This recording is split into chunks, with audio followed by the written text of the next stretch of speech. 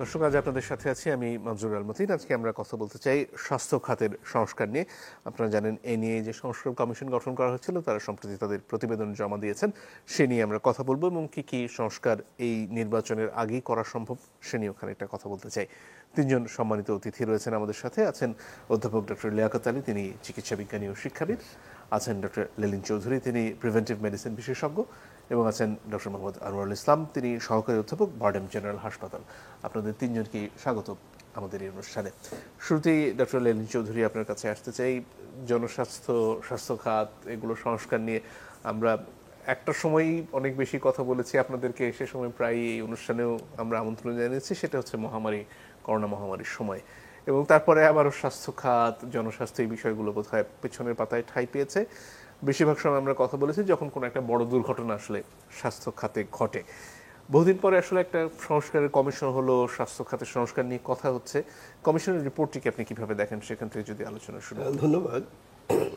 1971-এর স্বাধীনতার পরে বাংলাদেশের স্বাস্থ্য খাতে যে পরিবর্তন আসার কথা ছিল সেটি একদমই করা হয়নি। এরপর 1990-তে একবার সামরিক স্বৈরাচার বিরোধী আন্দোলনের মধ্য দিয়ে আরেকটি সুযোগ এসেছিল, সেটিও করা হয়নি। আমি বলবো বাংলাদেশের ইতিহাসে এই প্রথমবারের মতো অন্তত জনবান্ধব মানুষকে স্বাস্থ্যসেবা দেওয়ার জন্য একটি প্রস্তাবাবলী তৈরি করা হয়েছে। এটি অভিনন্দনযোগ্য এবং আমি অকুণ্ঠ চিত্তে যারা এই সংস্কার কমিশনের সাথে যুক্ত তাদেরকে অভিনন্দিত করছি। এখানে দুটো বিষয় অত্যন্ত গুরুত্বপূর্ণ। এতদিন পর্যন্ত বাংলাদেশের সংবিধানে স্বাস্থ্যকে মৌলিক অধিকার বলা হয়েছিল, কিন্তু আইনি বাধ্যবাধকতা দিয়ে এটাকে সুনির্দিষ্ট করা হয়নি। এবারের প্রস্তাবে মানুষকে স্বাস্থ্য সেবা যে তার আইনি অধিকার, সেবা পাওয়ার অধিকারটি রাষ্ট্রকে দিতে হবে, এই ব্যাপারটি সুনির্দিষ্ট করা হয়েছে। দ্বিতীয়ত হচ্ছে, এত বছর স্বাস্থ্য খাতটি অ্যাডহক ভিত্তিতে চলতেছিল। এই দেশের 17 কোটি মানুষকে স্বাস্থ্যসেবা দেওয়ার জন্য কি করা দরকার, কাদের এই জায়গাটিতে থাকা দরকার এবং তাদের কার্যক্রমের ধরনটি কেমন হবে, এই বিষয়টি এবারের স্বাস্থ্য সংস্কার কমিটির প্রস্তাবে উঠে এসেছে। আমরা বারবার স্বাস্থ্য খাতে সংস্কারের কথা বলতাম। বিগত করোনা মহামারীর সময়, করোনার ঝড়ে, করোনার টর্নেডোতে আমরা দেখতে পাই যে স্বাস্থ্য খাত কতটা রুগ্ন, শীর্ণ, জীর্ণ। এবং আমাদের প্রত্যাশা ছিল করোনার পরেই এরকম একটি সংস্কার কমিশন গঠন করা হবে। আমরা দাবিও করেছি, কিন্তু রাজনীতিবিদগণ তাদের মতো, অর্থাৎ যেখানে তাদের কোনো স্বার্থ নেই তারা সেটা দেখতে চান না, সেরকম এটাকে উপেক্ষা করে। তো এবারে যে প্রস্তাবগুলো দেওয়া হয়েছে, যদি এই প্রস্তাবকে বাস্তবায়ন শুরু হয়, আমি মনে করি যে বাংলাদেশের স্বাস্থ্য সেবা খাতে একটা বৈপ্লবিক পরিবর্তনের ধারা সূচিত হবে। আরেকটা ব্যাপার খুব গুরুত্বপূর্ণ, আমাদের মতো দেশগুলোর জন্য বিশ্ব স্বাস্থ্য সংস্থা জিডিপির 5% বরাদ্দের কথা সুপারিশ করে থাকে এবং সংস্কার কমিশনের প্রস্তাবে সেটাকেই কিন্তু প্রতিফলিত হয়েছে। এটি একটি চমৎকার ব্যাপার। আমরা দেখেছি স্বাধীনতার পর থেকে বাংলাদেশে যারা সেবা গ্রহণ করে, স্বাস্থ্যসেবা, অর্থাৎ রোগী এবং তার লোকেরা এবং চিকিৎসক, নার্স সহ যারা সেবা দিয়ে থাকেন, এবং একই সাথে যেসব প্রতিষ্ঠান সেবা দানের আয়োজন করে, হাসপাতাল বা অন্য কোনো প্রতিষ্ঠান, এই তিনের মধ্যে কতগুলো ভুল বোঝাবুঝি এবং ভুল বোঝাবুঝির কারণে মারামারির মতো ব্যাপার অনেকবার তৈরি হয়েছে। এমনকি আমরা দেখেছি চিকিৎসকের মৃত্যুর মতো ঘটনাও। তো এবারের সংস্কার কমিশন এই জায়গা থেকে বের হয়ে আসার একটি রূপরেখা তৈরি করেছে। একই সাথে আমরা আগে খুব কৌতুক করে বলতাম, সচিবালয়ের যে সচিব মহোদয়, যিনি 6 মাস আগে ছিলেন ধর্ম মন্ত্রণালয়ের দায়িত্বে, তারও 1 বছর আগে ছিলেন বাণিজ্য মন্ত্রণালয়ের দায়িত্বে, তারও 2 বছর আগে ছিলেন সংস্কৃতি মন্ত্রণালয়ের দায়িত্বে। এখন স্বাস্থ্যে এসে তিনি স্বাস্থ্যকে সংস্কৃতি বা বাণিজ্যের মতো একটা কিছু ভাবতে শুরু করেন। সংস্কার কমিশনের প্রস্তাবে স্বাস্থ্য সেবাকে সেই জায়গা থেকে বের করে নিয়ে আসা হয়েছে। তো তো একটা ব্যাপার মানে যেটি একটু আমাদের অনেকেরই চোখে লেগেছে, সেটা হচ্ছে বাংলাদেশে দীর্ঘ অনেক বছর যাবৎ, মানে স্বাধীনতার পর থেকেই স্বাস্থ্য সেবা এবং চিকিৎসা সেবা দুটোকে একই অর্থে মানুষজন দেখে আসছিল।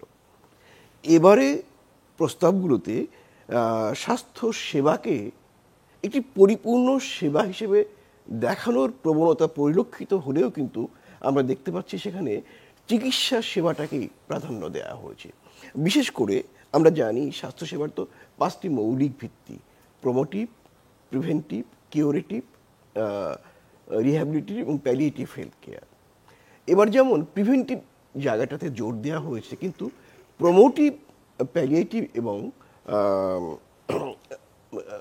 রিহ্যাবিলিটিভ হেলথ কেয়ারের ক্ষেত্রে ততটা জোর দেওয়া হয় নাই।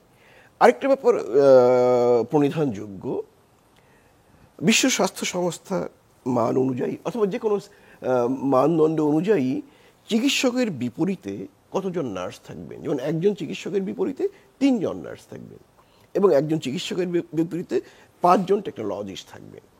তো এরকম ম্যান পাওয়ার, দক্ষ জনশক্তি তৈরি করার জন্য কোন দিকে অগ্রসর হতে হবে সেই জায়গাটাও কিন্তু খুব একটা স্পষ্ট করা হয়নি। এটি একটি ব্যাপার। এবং আরেকটা ব্যাপার, সেটা হচ্ছে এখন পর্যন্ত আমাদের দেশে স্বাস্থ্য সেবা বলতে চিকিৎসক নির্ভরতাকে বোঝানো হয়ে থাকে। তো সেখান থেকে বের হয়ে এসে নার্স, টেকনোলজিস্ট, কাউন্সিলর সহ সবাইকে সম্বোধন করে বা অ্যাড্রেস করে একটি পূর্ণাঙ্গ স্বাস্থ্য জনবল কাঠামো, এর মধ্যে হেলথ ইকোনমিস্টও থাকবে, সেই ব্যাপারটাও কিন্তু অস্পষ্টতা রয়ে গেছে। তারপরেও বলবো যে এটি একটি অসাধারণ সূচনা। যদি আমরা এই পথে অগ্রসর হতে পারি, আমাদের দেশের স্বাস্থ্য সেবার দৈন্যতার একটা বড় অংশ আমরা দূর করতে পারব। জি, ধন্যবাদ। অধ্যাপক আলী, আপনার কাছে এই পর্যায়ে আসতে চাই। শুরুতেই অভিনন্দন, আপনারা কমিশন হিসেবে যে কাজটি করেছেন সেটা সবার কাছ থেকেই প্রশংসা করেছে। চ্যালেঞ্জগুলো কি ছিল এই কমিশন প্রতিবেদন আপনারা যখন তৈরি করলেন? অনেকগুলো সমস্যা আমাদের স্বাস্থ্য খাত নিয়ে, আসলে কোথা থেকে আপনারা শুরু করলেন, যাত্রাটা কেমন ছিল আপনাদের? ধন্যবাদ আপনাকে এবং আমার সহ আলোচকবৃন্দকে, বিশেষ করে আমার খুবই স্নেহভাজন ডক্টর লেনিন চৌধুরী, আমার বহুদিনের সঙ্গী, এবং তিনি যেভাবে খুব অত্যন্ত সংক্ষেপে আমাদের এসেন্সটা বললেন, আমাদের মর্মটা, সেটি খুবই প্রণিধানযোগ্য। আপনার প্রশ্নের উত্তরে আসলে স্বাস্থ্য খাত তো আমরা যেটাকে বলি ডিরেলড হয়ে যাওয়া, এটা উনি কিছুটা ইঙ্গিত করেছেন। কারণ সবচেয়ে বড় ছিল যে বাংলাদেশের সংবিধান অনুযায়ী যদিও এটা নীতিগত হয়েছিল, কিন্তু স্বাস্থ্য মৌলিক অধিকার থাকাতে প্রথম যে আমাদের যে পরিকল্পনা কমিশনের যে 1974 সালে যে পরিকল্পনা, যে প্রথম পঞ্চবার্ষিকী পরিকল্পনা, সেখানে স্বাস্থ্য সেক্টর, এই যেভাবে এখন হেলথ সেক্টর আলাদা, ওইভাবে সেক্টর প্রোগ্রাম ছিল না, কিন্তু একটা চ্যাপ্টার ছিল, চ্যাপ্টার 7-এ। হ্যাঁ, তো সেখানে কিন্তু প্রাইভেট সেক্টরের উল্লেখও ছিল না এবং সম্পূর্ণরূপে রাষ্ট্রের এক ধরনের দায়িত্ব, হ্যাঁ, স্বাস্থ্যের দায়িত্বটা রাষ্ট্রের কাছেই ছিল। অথচ আমরা 50টা বছর পার হয়ে দেখলাম যে মানুষের পকেট থেকেই 75 টাকা যায় 100 টাকার ভিতরে, রাষ্ট্র মাত্র 25 টাকার দায়িত্ব নেয় এবং সেটা ক্রমশ ক্ষীয়মান। অর্থাৎ আজ থেকে যদি 15-20 বছর আগেও দেখি, তাহলে 38% হয়তো সরকারের বাজেট থেকে যেটা আসতো সেটা 23-এ নেমে এসছে। তা আমাদের যে দুর্ভাগ্য যে রাষ্ট্র তার দায়িত্ব স্বাস্থ্য খাতে অন্তত মোটেও পালন করতে চায়নি। আমাদের আসলে এই চ্যালেঞ্জটা আবার রাষ্ট্রকে ফিরিয়ে দেওয়া, এটা একটা খুব বড় চ্যালেঞ্জ ছিল। কারণ এখানে অনেকগুলো কনফ্লিক্টিং ইন্টারেস্ট চলে আসে ন্যাচারালি। যখন বেসরকারি খাত যেভাবে বিস্তৃত হয়েছে, অনেক ক্ষেত্রে কিছু কিছু নৈতিকতার সমস্যা তৈরি হয়েছে, সেই সব স্থানে আবার রাষ্ট্রের কাছে ফিরে যাওয়া। কারণ এই রাষ্ট্র সারা এই 50 বছরে যেটা হয়েছে, জনমুখিতা থেকে সরে গিয়ে, সমাজমুখিতা থেকে সরে গিয়ে কিছু ব্যক্তি, কিছু অলিগার্কি, হ্যাঁ, এবং কিছু নির্দিষ্ট রাজনৈতিক অর্থনৈতিক বিষয়কে লাভবান করার জন্য অগ্রসর হয়েছে। স্বভাবতই সেখান থেকে ফিরে আসা খুব চ্যালেঞ্জ ছিল। এবং এখানে মাল্টিপল যে স্টেক হোল্ডার, কারণ এখানে দেখা যাচ্ছে যে চিকিৎসকরা তা আছে, অন্যান্য শ্রেণী রয়েছে এবং তাদের প্রত্যেকেরই নিজস্ব ইউনিয়নিস্টিক চিন্তা হয়ে গেছে। আমাদের দেশে যার ঘটনা, এই ইউনিয়নিস্টিক চিন্তা থেকে বের করে এনে সেইখানে আবার ইন্ডাস্ট্রির সমস্যা রয়েছে, তাদের সঙ্গে এক ধরনের যোগসূত্রতা। আমরা সেজন্য অনেক স্টেক হোল্ডার, আমরা প্রায় নিজেদের সভা শুধু ইন্টারনাল করেছি, তা না। আমরা এমনকি রাজনৈতিক দলগুলোর সঙ্গে, রাজনৈতিক দলের চিকিৎসক সংগঠনের সঙ্গে শুধু ঢাকাতে না, সারা দেশব্যাপী অনেক জায়গাতে সভা করেছি এবং সেখানে বিভিন্ন মতামতের মধ্যে সমন্বয় করাটা, কারণ অনেক সময় কনফ্লিক্টিং ইন্টারেস্ট ছিল, তো সেটা করাটা বেশ চ্যালেঞ্জিং হয়ে উঠেছিল। আমরা বিবিএসকে দিয়ে একটা বড় জরিপ করিয়েছিলাম, 8,500 লোকের জনমত জরিপ। সেখানের মতামতগুলো থেকে আমরা এই সবগুলোকে যখন কম্পাইল করতে গেছি, তখন আমাদের কমিশনের মধ্যেও তো নানান ধরনের চিন্তাভাবনা থাকে, সেগুলোকে এক সূত্রে গাঁথা একটা অত্যন্ত চ্যালেঞ্জের বিষয় ছিল। যে যাতে, এবং আরেকটা বিষয় আমরা লক্ষ্য করার চেষ্টা করেছি যে যদিও সংস্কার কমিশনে এখনকার সরকার, অবশ্যই এখন বর্তমান সরকার কিছু আমরা আশা করব স্বল্পমেয়াদী কিছু প্রস্তাব বাস্তবায়ন করবেন, কিন্তু এটা তো অনেক সময় মধ্যমেয়াদী এবং দীর্ঘমেয়াদী ব্যাপার। এখানে রাজনৈতিক সদিচ্ছা না থাকলে আমাদের যারা রাজনৈতিক পক্ষগুলো রয়েছেন বিভিন্ন, যারা সরকারে যেতে পারেন, বিরোধী পক্ষে থাকতে পারেন, আবার যারা কোনো পক্ষেই নেই কিন্তু রাজনৈতিক কর্মকাণ্ডের সঙ্গে জড়িত, তাদের সবার এক ধরনের কনসেনসাসের আমরা চেষ্টা করেছি অন্তত যতদূর সম্ভব, কারণ যাতে এটা একটা প্রবহমানতা থাকে। আমরা যা প্রস্তাব করলাম সেটা পরবর্তীতে যদি প্রত্যাখ্যাত হয়, হ্যাঁ, তাহলে পুরোপুরি আপনারা যে পরিবর্তনগুলোর কথা বলছেন, ধরুন বিনামূল্যে প্রাথমিক চিকিৎসা সেবা, সেটার ব্যাপারে রাজনৈতিক দলগুলো কি ভেবেছে? তারা কি প্রস্তুত এইগুলো চালিয়ে নেওয়ার ব্যাপারে? এটা খুশির খবর যে আমরা যতগুলো রাজনৈতিক দলের সঙ্গে সাক্ষাৎ করেছি, হ্যাঁ, এবং তাদের চিকিৎসা সংগঠনের সঙ্গে, তারা অত্যন্ত সাগ্রহেই সেটাতে রাজি হয়েছেন। যে এবং প্রাথমিক মূল্য বাড়ানোর জন্য, স্বাস্থ্যসেবা বিনামূল্যে দিতে গেলে যে বাজেটের যে বর্ধিত পরিমাণ দরকার হবে, অর্থাৎ 5% জিডিপি। দেখুন, আমাদের 1% জিডিপির উপরে যায়নি আমরা এখন পর্যন্ত স্বাস্থ্য খাতে, পুরো স্বাস্থ্য খাতে, এবং সেখান থেকে ব্যবহারও হয়েছে তারও কম, ধরুন 70% ব্যবহার হয়েছে। তাহলে দেখুন, তাহলে এই যে অব্যবহৃত অংশ যদি ব্যবহৃত হয়, আর যেটা ব্যবহৃত হয়েছে তার মধ্যে দুর্নীতি এবং অনিয়ম ইত্যাদির কাহিনী আপনার এখানে অনেক বহু আলাপ হয়েছে, সেগুলোকে যদি একটু গভর্নেন্সটা ঠিক করা যায়, সুশাসন তৈরি করা যায়, তাহলে এই অর্থ দিয়েও অনেক দূরে এগোনো যায়। আর যদি 1কে 2, 2কে 3 এরকম আস্তে আস্তে ধাপে ধাপে যায় 5% জিডিপি, তো কোনো বড় রাজনৈতিক দল 5% জিডিপি দেব কমিটমেন্টটা পাবলিকলি ঘোষণা করেছে তাদের ঊর্ধ্বতন মহল থেকে। আমরা দেখেছি যে বেশিরভাগ ক্ষেত্রে তাদের চিকিৎসক এবং তাদের যে মূল দল এটাতে সম্মত হয়েছে যে আমরা বাজেট বর্ধিত করব। এখন যদি পরবর্তীতে কথা না রাখা হয় সেটা অন্য কথা, কিন্তু আমরা অন্তত পক্ষে আলোচনা এবং এটা প্রকাশও করেছি যে এই পাবলিকলি এটা কিন্তু ডিক্লেয়ার্ড হয়েছে। তো এটা তো একটা চেষ্টা করা হচ্ছে যাতে পরবর্তীকালে রাজনৈতিক দল যেই ক্ষমতায় আসুক না কেন, তারা এই সময় যে সংস্কারের ইচ্ছা বা যে প্রস্তাবগুলো এসেছে সেগুলো যাতে বাস্তবায়ন করতে বাধ্য হয়, তার কি কোনো উপায় দেখেছেন আপনারা? এখন হলো যে মাননীয় প্রধান উপদেষ্টা আমাদের সঙ্গে যখন আমরা সাক্ষাৎ করেছি, জমা দিতে গেছি, উনি খুব সাগ্রহে এটিকে অত্যন্ত বলেছেন যে তিনি নির্দেশ দিবেন যে কিছু কিছু প্রস্তাব যেন বাস্তবায়ন হয়, এবং তিনি জিজ্ঞেসও করেছেন কোনগুলো সম্ভব। আমরা কিন্তু যেমন ধরুন প্রাথমিক স্বাস্থ্যসেবা যে আইনগত অধিকার, এটাকে একটা অর্ডিন্যান্স আকারে তিনি জারি করে যাবেন।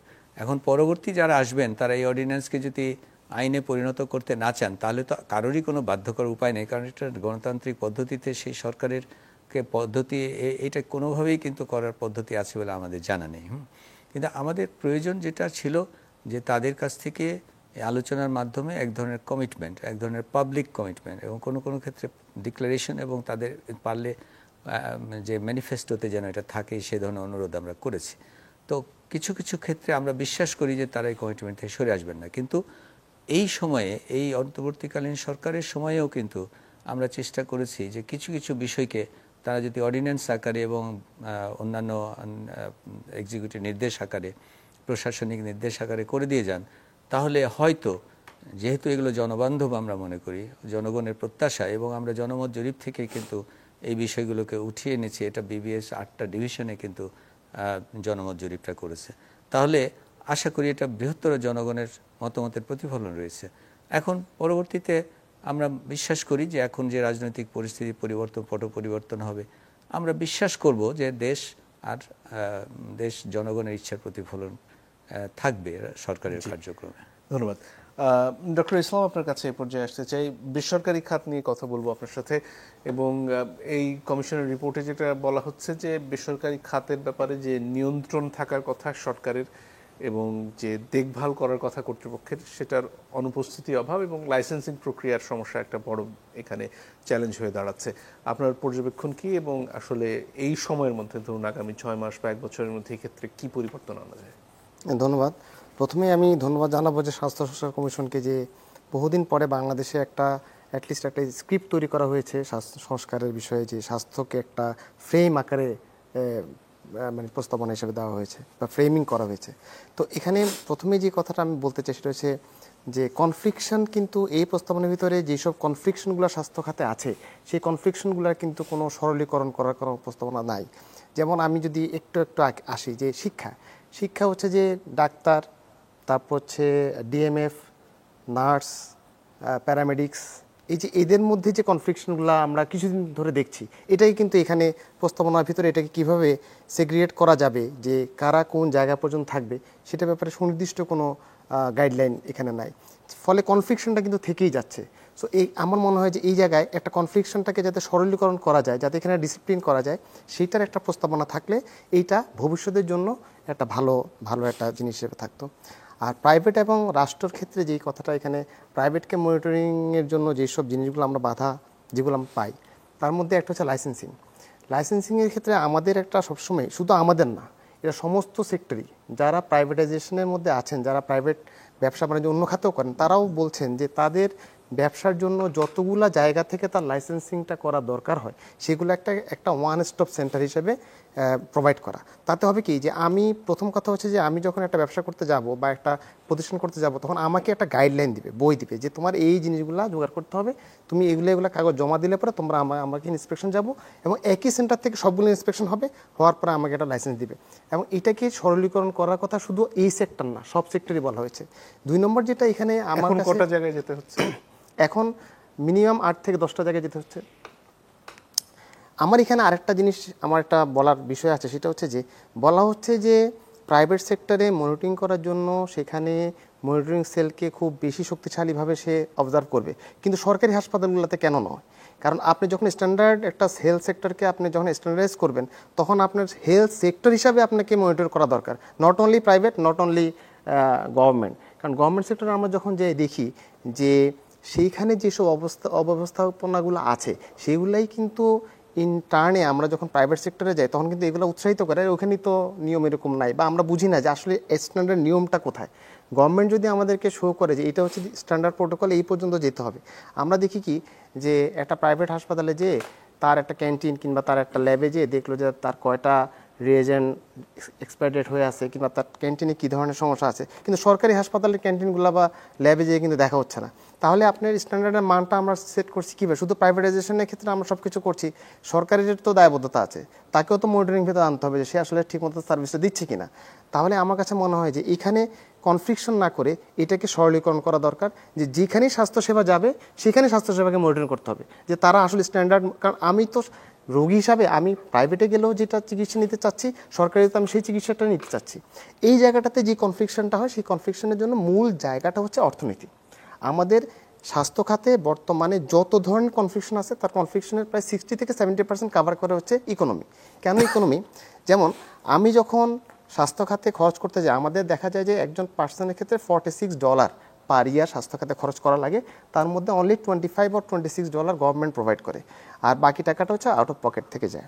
এখন এই জায়গাটাতে আমাদের দরকার হচ্ছে এমন একটা ইকোনমিক ব্যবস্থা, যাতে আমার একজন পেশেন্ট সে ইনস্ট্যান্ট তার স্বাস্থ্য সার্ভিসের জন্য কোনো টাকা তাকে ইনস্ট্যান্ট দিতে হবে না, এইটা কোনো না কোনো প্রোভাইড করা হবে। দেন সে কীভাবে এটা রিপেমেন্ট করবে বা কীভাবে টাকাটা জোগাড় হবে, সেটার জন্য একটা পলিসি করা দরকার, দ্যাট ইজ দ্য ইন্স্যুরেন্স। এখন এই ইন্স্যুরেন্সের আওতায় যতক্ষণ না আপনি আসবেন, ততক্ষণ আপনি স্বাস্থ্যসেবাটাকে আপনি মনিটর করতে পারবেন না।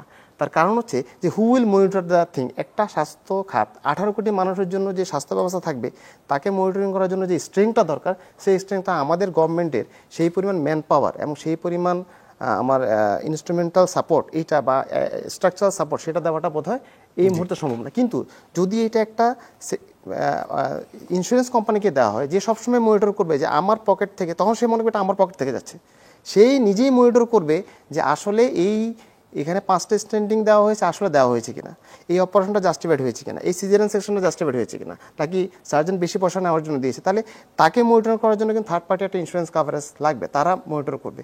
ফলে দেখা যাবে কি যে স্বাস্থ্য খাতের যতগুলা সমস্যা আছে তার অধিকাংশই কিন্তু এই খাতের সমাধান হয়ে যাবে। এটা হচ্ছে আমার একটা জি, একটা বিরতির সময় হয়ে গেছে, sure. আপনাদের কাছে আবারও ফিরে আসছি একটু পরে। দর্শক, আশা করি সাথে থাকবেন আমাদের।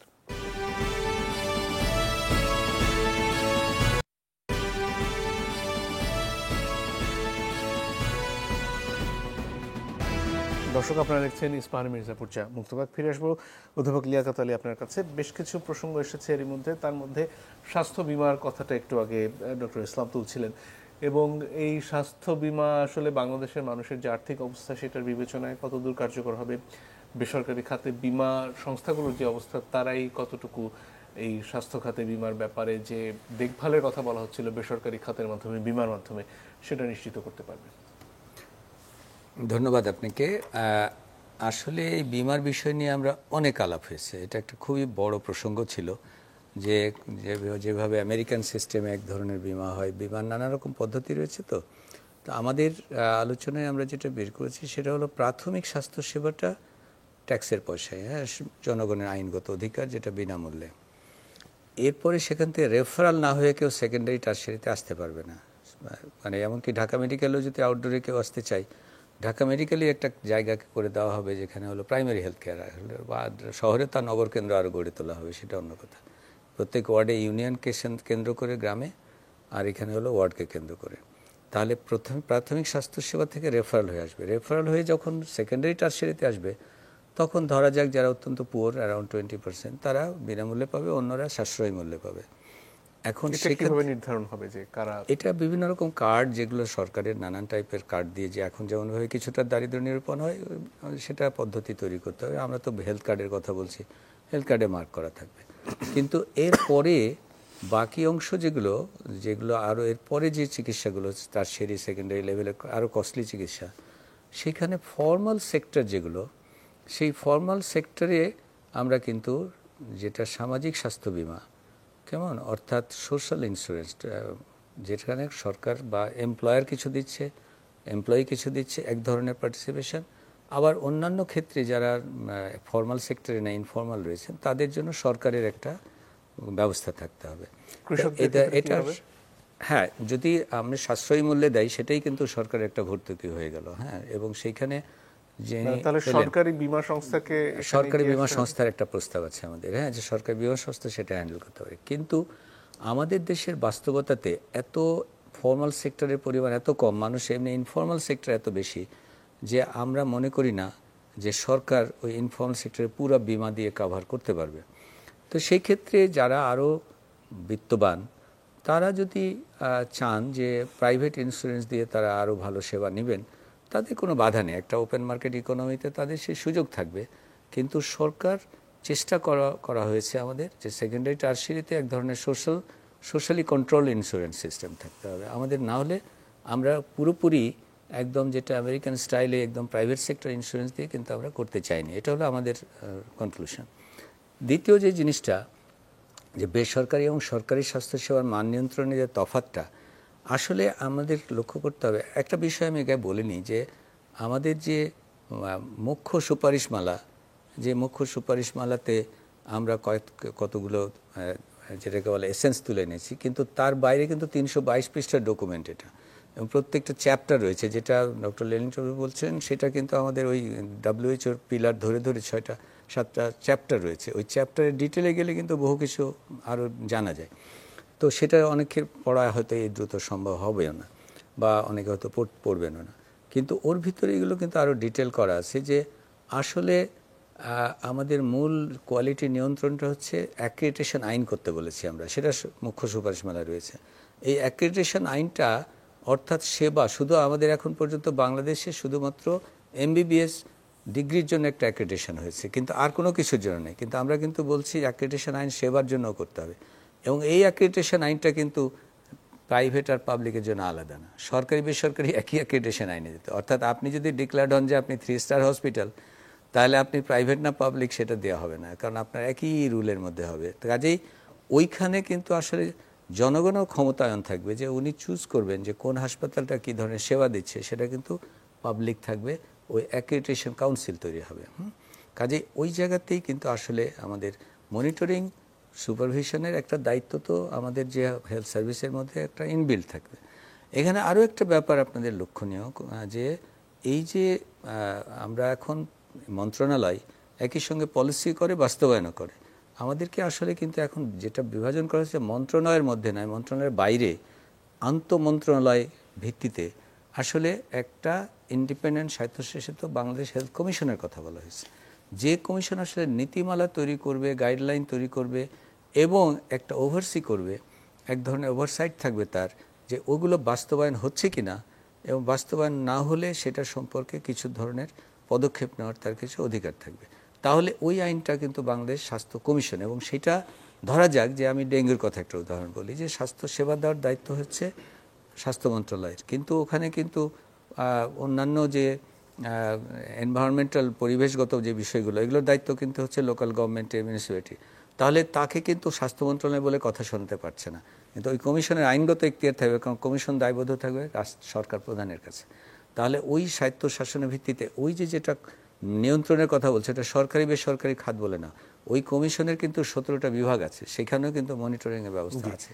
ওইভাবে কিন্তু জিনিসগুলোকে দেখা হচ্ছে। আরেকটা বিষয় একটু বলে নিই, যে জনবলের যে বিষয়টা, মানে এটা ডক্টর লেনিন চৌধুরী বলছিলেন, এটা কিন্তু খুব গুরুত্বপূর্ণ, যে শুধু ডাক্তার নার্স নির্ভর যাতে না হয়।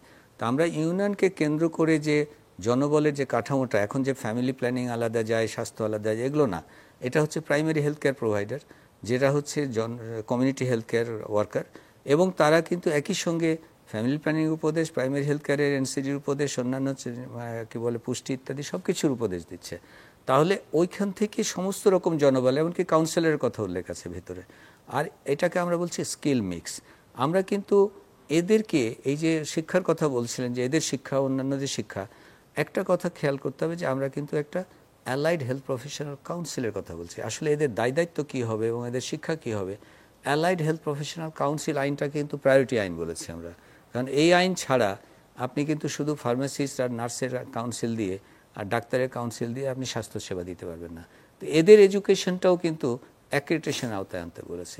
সুতরাং আসলে ডিরেকশনগুলো রয়েছে, আমার মনে হয় বাস্তবায়নের সময় ডিটেল হয়। এটা অপারেশনাল ডকুমেন্ট না, তো এটা তো হচ্ছে একটা দিক নির্দেশনামূলক সংস্কার ডকুমেন্ট, অপারেশনে গিয়ে ডিটেল হবে। বলুন। যেটা জানতে চাচ্ছিলাম সেটা হচ্ছে, এই যে ধরুন প্রাথমিক স্বাস্থ্য সেবা বিনামূল্যে দেওয়ার কথা বলছেন, এবং তার জন্য কিছু অবকাঠামো নিশ্চয়ই প্রয়োজন হবে, এটা কি আগামী ধরুন 6 মাস থেকে 1 বছর নির্বাচনের আগে যে সময়টা আছে এর মধ্যে করে ফেলা সম্ভব? সৌভাগ্যবশত গ্রাম অঞ্চলে এই অবকাঠামো ইতিমধ্যে রয়েছে, আমাদের নতুন অবকাঠামো সেটা বানাতে হবে না।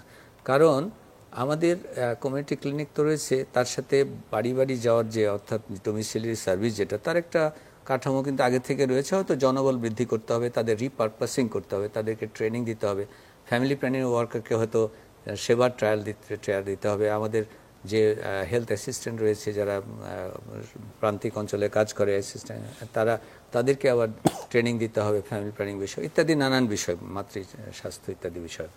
এখন ইউনিয়নে কিন্তু আমাদের একটা ছোট অবকাঠামো রয়েছে, এবং সেইখানে ফ্যামিলি প্ল্যানিংয়ের যে অবকাঠামো, পরিবার পরিকল্পনা, আমরা বলছি যে এই ধরনের অবকাঠামোগুলোকে প্রাইমারি হেলথ কেয়ার সেন্টার বানিয়ে ফেলতে হবে, আলাদা আলাদা না। তাহলে অবকাঠামো রয়েছে, উপজেলা হাসপাতালের একটা অংশ যেখানে হয়তো অন্যান্য সেবার, তার একটা অংশকে খুব সুন্দরভাবে প্রাইমারি হেলথ কেয়ারে কনভার্ট করা যায়, এবং ক্লিনিক্যাল সেবাটাকে সেই ক্যাম্পাসের ভিতরে আরেকটা, যে এটা ক্লিনিক্যাল যে অধিদপ্তর তার অধীনে আসবে, ওটা জনস্বাস্থ্য অধিদপ্তর অধীনে চলে যাবে। আর শহরের কথায় আসছে, এটাই সবচেয়ে আমাদের বিস্ফোরা। তো এখানে আরবান হেলথ সেন্টার যেটা রয়েছে, যেগুলো যতটুকুই আছে, যেখানে যা রয়েছে, সেগুলোকে প্রাইমারি হেলথ কেয়ার সেন্টারে কনভার্ট করা যাবে। যেখানে এনজিওদের কিছু প্রতিষ্ঠান রয়েছে, যেখানে হয়তো প্রাইভেট সেক্টরের কিছু কেউ মানে সেই ধরনের সহৃদয় ব্যক্তি এগিয়ে আসতে পারে, অন্যান্য অবকাঠামোগুলোকে খুব দ্রুত কিছু কিছু নির্মাণের দরকার হবে। কিন্তু বেশিরভাগ ক্ষেত্রে এই অবকাঠামোগুলোকে যদি আমরা তৈরি করি, সুন্দর করে ইকুইপ করি এবং কিছু কিছু রিপারপাসিং করি, এটা এখন শুরু করে দেওয়া সম্ভব।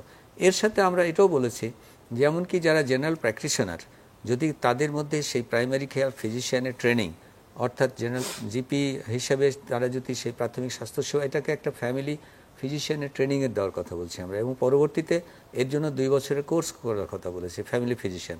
শুরু করতে হবে এমবিবিএস ডাক্তার ট্রেনিং দিয়ে, কিন্তু ফ্যামিলি ফিজিশিয়ানের কোর্স করবে। এই ট্রেনিং কিন্তু একটা জিপিও নিতে পারে এবং জিপি এই চেনে যুক্ত হতে পারে। তো আরবানে কিন্তু নানান ধরনের ইনোভেশনের আমাদের প্রয়োজন রয়েছে, আমরা সেটা অবকাশটা রয়েছে, কিন্তু নীতিগতভাবে গ্রাম আর শহরের এই যে বিষয়টা, এই বিষয়টা একই রকম হতে হবে। জি, ধন্যবাদ। ডক্টর চৌধুরী, আপনার কাছে এই পর্যায়ে আসতে চাই। ভারতের ভিসা একরকম বন্ধই, খুব অল্প সংখ্যক মেডিকেল ভিসা এই মুহূর্তে পাওয়া যাচ্ছে, এবং বাংলাদেশে উন্নততর চিকিৎসার জন্য ভারতে যাওয়ার যে প্রবণতা, সেটা একরকম বাধ্য হয়ে এখন খানিকটা বন্ধ রয়েছে। এই সময়টা কি একটা সুযোগ বাংলাদেশের চিকিৎসা সেবা খাতের জন্য, মানুষের জন্য আসলে উন্নত চিকিৎসা দেওয়ার, এবং এই যে এক ধরনের বিশ্বাসের অভাব বাংলাদেশের চিকিৎসা ব্যবস্থায় চিকিৎসকদের প্রতি, সেটা পুনর্নির্মাণের? ধন্যবাদ, আপনি একটা চমৎকার জায়গায় আলো ফেলেছেন। গত প্রায় 7-8 মাস ইন্ডিয়ান ভিসা চিকিৎসার জন্য প্রায় বন্ধ। আচ্ছা, এই বিষয়টা নিয়ে জনমনে কি কোনো অসন্তোষ রয়েছে? একেবারেই কোনো অসন্তোষ নাই।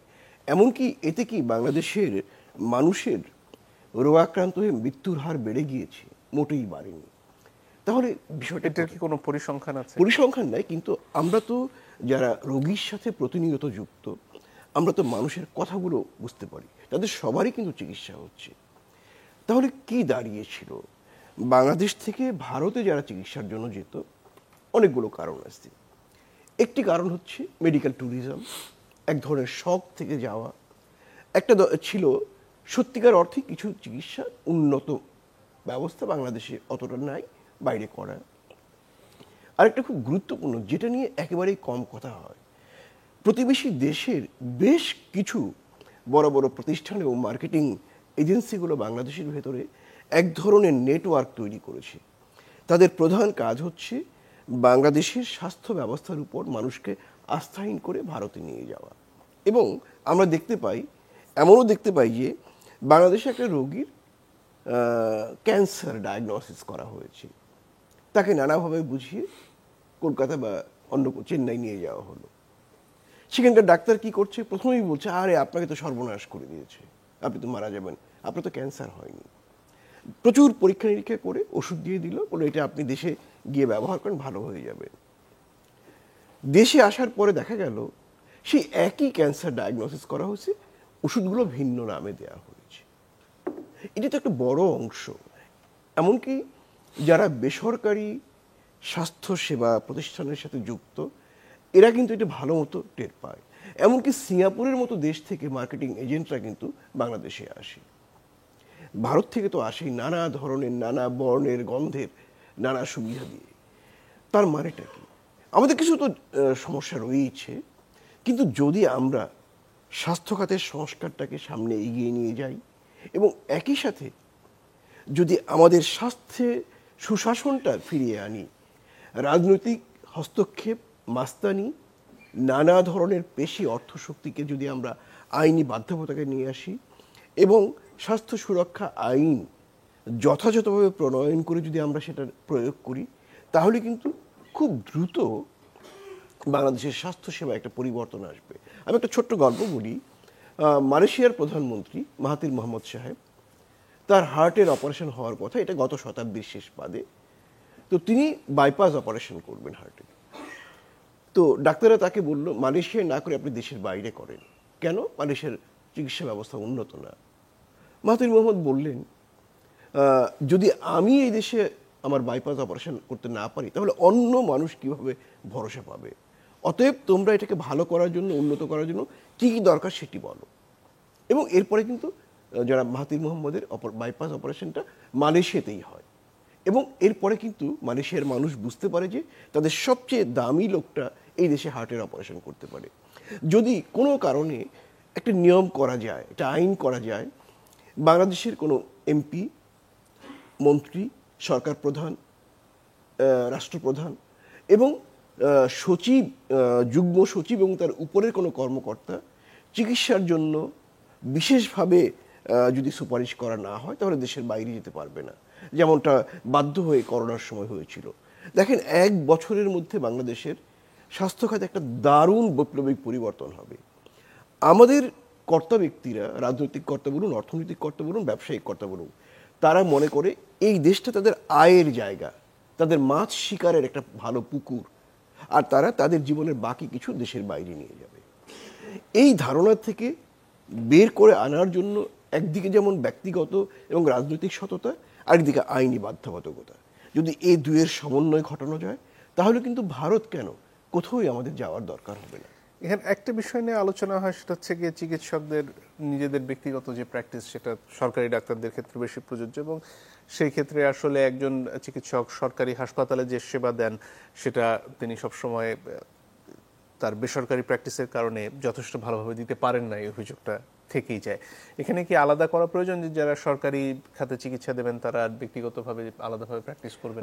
একটা সময় তো আসবেই যারা সরকারি খাতে নিয়োগপ্রাপ্ত হবেন তারা বাইরে ব্যক্তিগত প্র্যাকটিস করবেন না। তারা রোগী দেখতে হলে ওই প্রতিষ্ঠানের ভেতরে, আমরা যেটাকে ইনস্টিটিউশনাল প্র্যাকটিস বলি, সেটি তাদের করতে হবে, এবং এদিকে তো আমাদের যেতেই হবে, কারণ আমরা 17 কোটি মানুষকে সেবা দিতে যাচ্ছি। একটা সময় ছিল চিকিৎসকের সংখ্যা ছিল 5,000 বা 10,000, দেশের মানুষের সংখ্যা ছিল 11 কোটি বা 10 কোটি।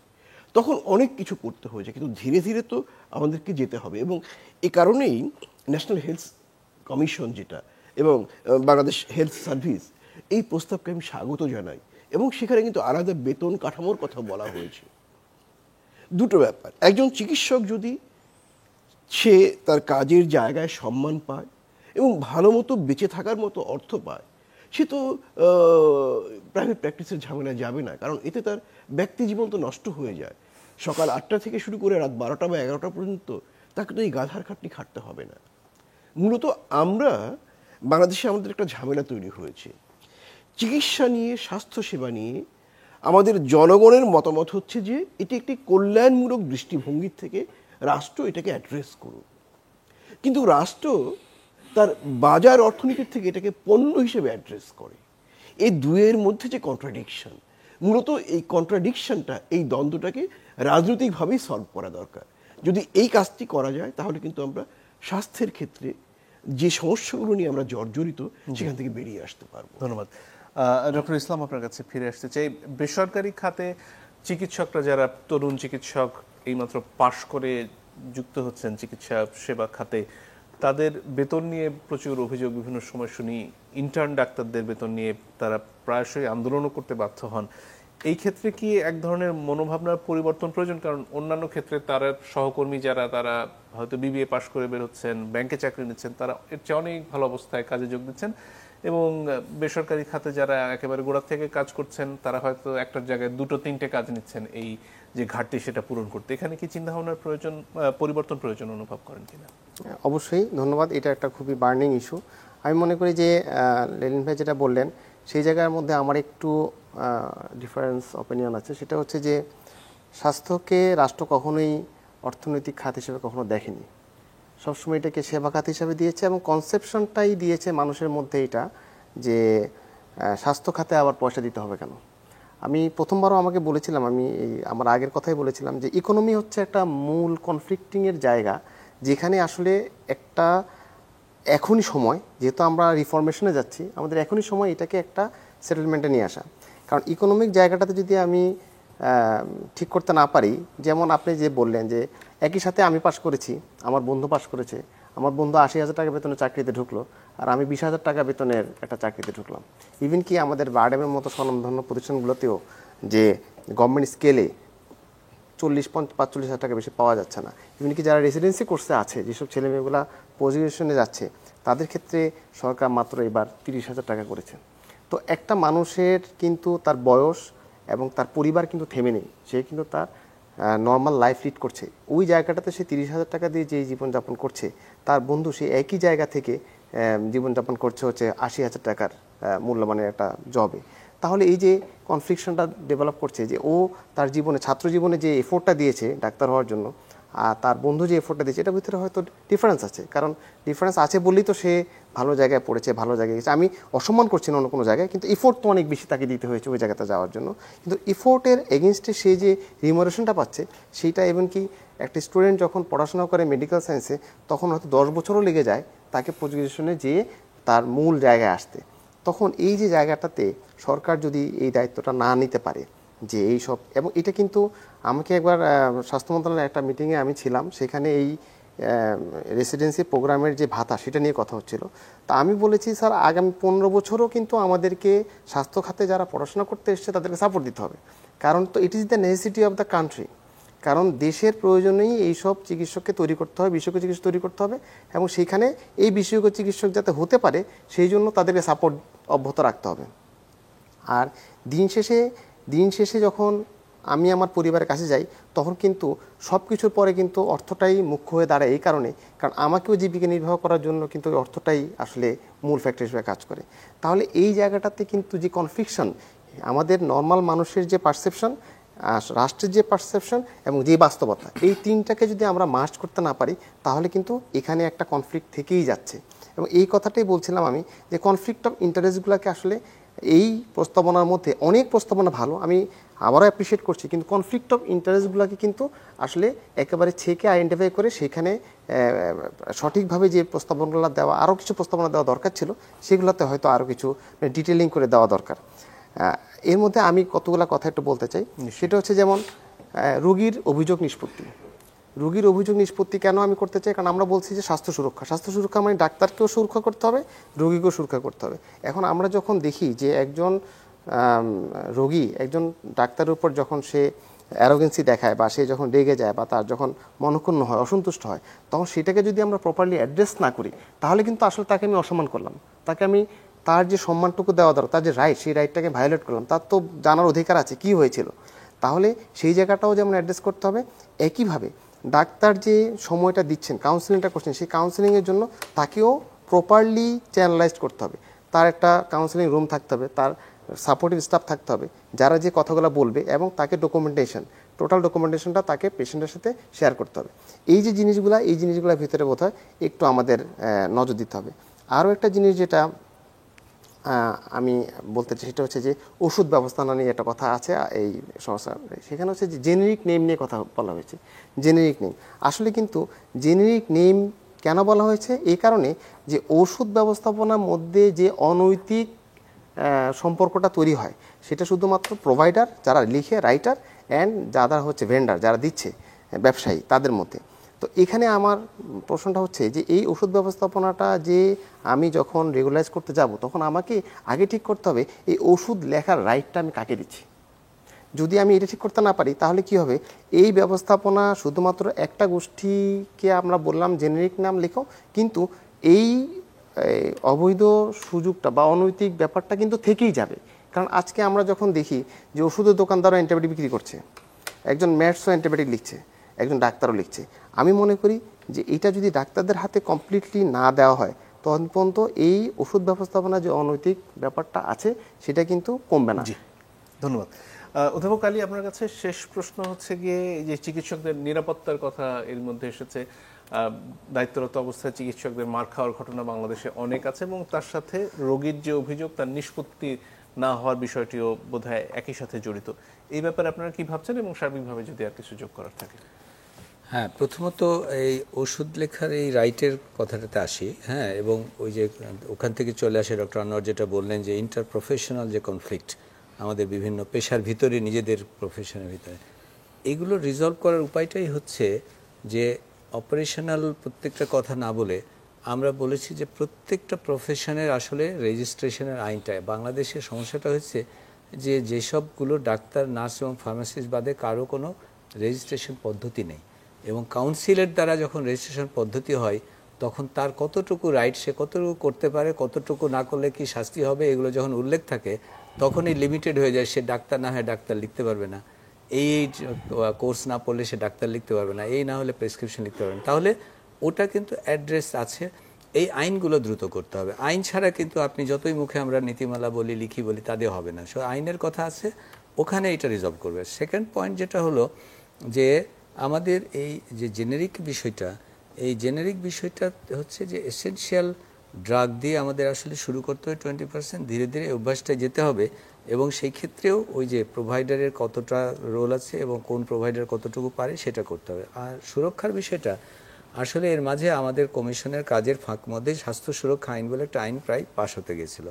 আমরা যখন একটা ডিটেলে স্টাডি করলাম তখন দেখলাম 1982 সালের অর্ডিন্যান্সটাকে রিপ্লেস করার জন্য এই আইনটা লিখেছে, এবং সেখানে অজস্র কথা এত হয়ে গেছে যে যেটা উদ্দেশ্যে যে ডাক্তাররা এবং প্রোভাইডাররা, নার্সরা, স্বাস্থ্যসেবা প্রদানকারীরা অনেক জায়গায় মার খাচ্ছিলেন, তাদের সুরক্ষা নিয়ে যেহেতু প্রশ্ন উঠেছিল, সেটা না করার পরিবর্তে একটা বিশাল কাহিনী করে ফেলেছে। তো আমরা ওটা স্টপ করে এখন যেটা আইনটা বলেছি যে স্বাস্থ্যসেবা গ্রহণকারী এবং স্বাস্থ্যসেবা প্রদানকারী সুরক্ষা আইন, আলাদা একটা আইন করতে হবে, যে আইনের মধ্যে আসলে খুব স্পষ্টভাবে শুধু ব্যক্তি না, প্রতিষ্ঠান, সেই প্রতিষ্ঠান কিভাবে প্রোটেক্টেড থাকবে তার বিধানগুলোকে চূড়ান্তভাবে। কিন্তু রোগীদের অভিযোগ নিষ্পত্তির কি হবে? হ্যাঁ, সেটাও আছে। সেটা হচ্ছে যে আমরা একটা ডিজিটাল চ্যানেলও করতে বলেছি, এবং যে অভিযোগটা, সেই অভিযোগগুলোকে সেই চ্যানেলের মধ্যে গিয়ে আমাদের কিন্তু বাংলাদেশ হেলথ কমিশনের একটা বিভাগই তৈরি করা হয়েছে, যে বিভাগগুলোতে সেই জায়গাগুলোতে তারা মনিটর করবে এবং যথাযথ কর্তৃপক্ষের কাছে, দরকার হলে আইনের কাছে সুপর্দ করা সেই বিষয়গুলো। তবে এখানে বলা হয়েছে যে রোগীদের অভিযোগটা দিয়ে সরাসরি শুধু অভিযোগের সাথে সাথে পুলিশ সাথে সাথে গ্রেপ্তার করবে তার না করে একটা আমাদের পদ্ধতিগতভাবে কোনো না কোনো কর্তৃপক্ষের সমন্বয়ে কাজটা হতে হবে, যে যার জন্য রোগীও প্রোটেক্টেড থাকবে আর প্রোভাইডারও প্রোটেক্টেড থাকবে। রোগীর আমরা অ্যাড্রেস গ্রিভেন্স কি বলে গ্রিভেন্স অ্যাড্রেস সিস্টেমটাকে অত্যন্ত গুরুত্ব এবং ডিজিটালাইজ কথা বলছে, খুব কুইকলি যাতে হয়। এবং বিএমডিসি বা এই ধরনের যেসব প্রতিষ্ঠান ডাক্তারদেরকে সুশাসনের দিকে নিয়ে যায়, সেটাকে ডিসেন্ট্রালাইজ করার কথা বলা হয়েছে, যে যাতে ঢাকায় এসে অভিযোগ জানাতে হবে না, যেখানে আছে তার কাছাকাছি যেন অভিযোগ জানাতে পারে। আর একটা বিকেন্দ্রীকরণের বিষয়ে একটা কথা বলতে চাই, সেটা হচ্ছে যে এক সময় একটা প্রস্তাবনা ছিল যে বিভাগে যিনি পড়াশোনা করতে চান উনি ওই বিভাগে ভর্তি হবেন এবং ওখানেই উনি ডাক্তারি করবেন। এরকম করতে পারলে বোধহয় বিকেন্দ্রীকরণটা আপনার মানে আরো ফ্রুটফুল হবে, কারণ তাছাড়া এটাকে বোধহয় বিকেন্দ্রীকরণ করা খুব অসম্ভব এবং রাজনৈতিক হস্তক্ষেপ এখানে মানে প্রিভেন্ট করা যাবে না। অনেক ধন্যবাদ দর্শক, আপনাদেরকেও ধন্যবাদ জানিয়ে আজকের মতো বিদায় নিচ্ছি।